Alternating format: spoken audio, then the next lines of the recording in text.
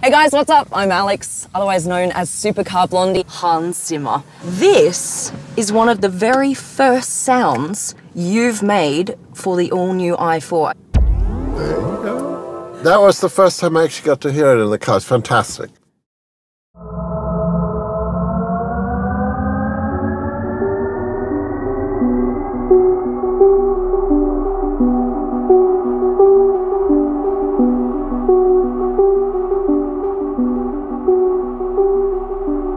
I'm finishing off a movie called Dune, which I love. I love working with this director, Denis Villeneuve.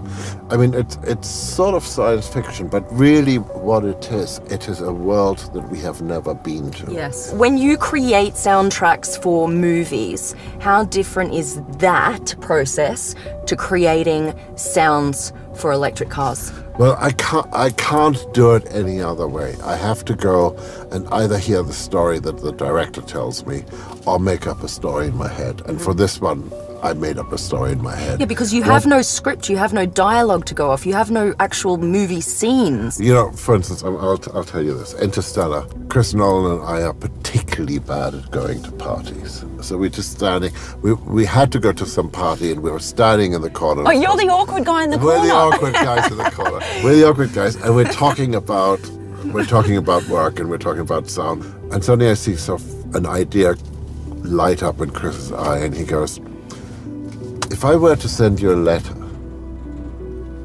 just for you, and you would give me one day and just wrote whatever came to you was this letter, would you do it? Yeah. I'm going, yeah, sounds great. So I got this letter, and it was typewritten on really thick paper. Yeah. And it just told me this fable, what it was like to be a dad. Okay.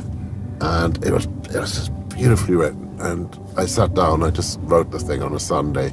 I phoned his house, and his wife Emma answered the phone at 10 o'clock at night, and I said, I think I got something, because really I was sort of writing a really fragile little piece about how much I loved my son. Right. And I said, look, I finished it, can I send it over? And Chris is curiously antsy, so he came down, and I sort of played it to him, and I said, so, what do you think? And he sort of stopped a second, he sort of went, suppose I have to make the movie now. I'm going, what's the movie? So he starts talking about space and huge and rockets and everything. And in a funny way, that's how I approach this. I go, okay, it's huge, it's BMW. And then you go, but how does that person, that one person who's going to hit that button, going to feel like? Yes. And you write the story of that one person. Right. And that's it.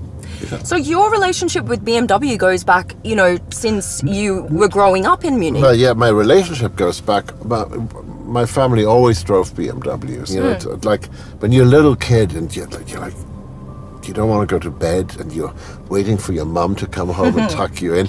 I remember just hanging out of the window, and because I could absolutely distinguish the sound of her engine, of her car. What BMW did she have?